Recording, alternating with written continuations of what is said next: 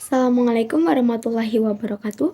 Perkenalkan, nama saya Safira Alia Wibisono. Saya dari kelas 10 absen 29. Pada kesempatan kali ini, saya akan menceritakan biografi mengenai Ki Hajar Dewantara. Ki Hajar Dewantara merupakan salah satu tokoh yang berperan penting di bidang pendidikan di Indonesia. Ki Hajar Dewantara lahir dengan nama Raden Mas Suwardi Suryaningrat. Beliau lahir di Pakualaman 2 Mei 1889 di Yogyakarta. Ayah beliau adalah Kanjeng Pangeran Arya Suryaningrat dan ibu beliau adalah Raden Ayu Sandiah. Lahir di keluarga bangsawan membuat beliau mendapatkan pendidikan yang berkecukupan. Ki Hajar Dewantara bersekolah di ELS atau Sekolah Dasar Eropa Belanda sampai kemudian beliau melanjutkan pendidikannya ke Stovia atau Sekolah Dokter Bumi Putra. Namun beliau tidak dapat melanjutkan pendidikannya dikarenakan beliau sakit.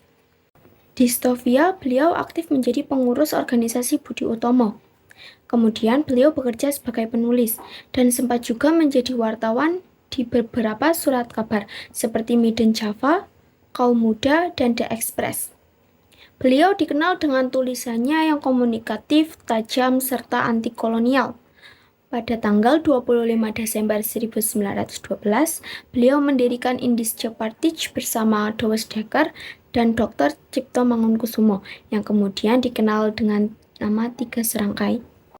Ki Hajar Dewantara menuliskan artikel yang berjudul Seandainya Aku Orang Belanda, dan hal tersebut menyulut emosi pemerintah kolonial Belanda yang membuat ia harus ditangkap dan diasingkan ke Belanda. Selama masa pengasingannya, beliau aktif bersosialisasi di dalam organisasi pelajar asal Indonesia, yaitu Perhimpunan Hindia.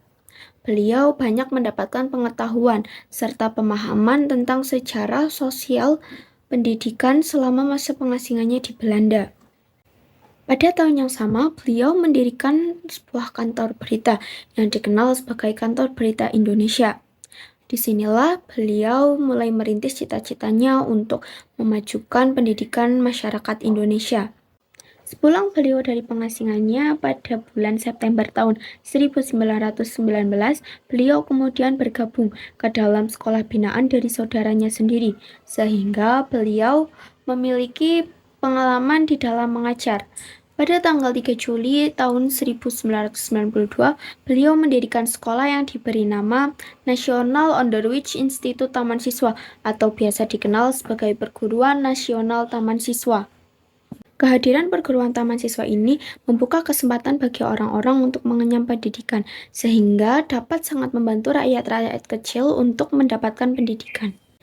Kala itu beliau genap berusia 40 tahun dan pada usia tersebutlah beliau mengganti namanya menjadi Ki Hajar Dewantara dan sudah tidak lagi menggunakan gelar kebangsawaannya di depan namanya.